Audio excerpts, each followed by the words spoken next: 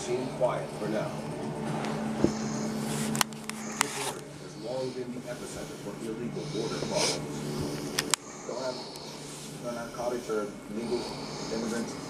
And then as soon as we leave the area or they feel comfortable, they'll jet in the U.S. side. And increasingly, the Mexican side of the lake has become a war zone.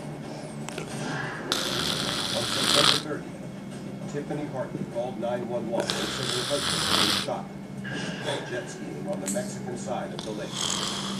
Did you see anybody? There were three boats. Three boats, and they came back looking at me. Are you sure that your husband got shot? Yes, we did. In the car, they both thrown off the jet ski, and I couldn't pick him up and get him on mine. Days later, the Mexican police commander investigating the incident was decapitated.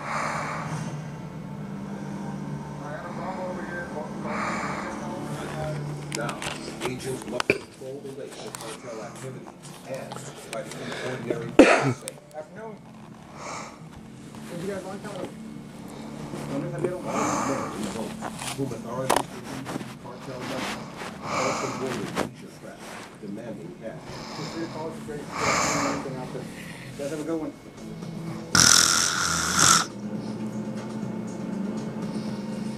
Snore and Delirium have 150 square miles to patrol. Transformed by the flood, where anything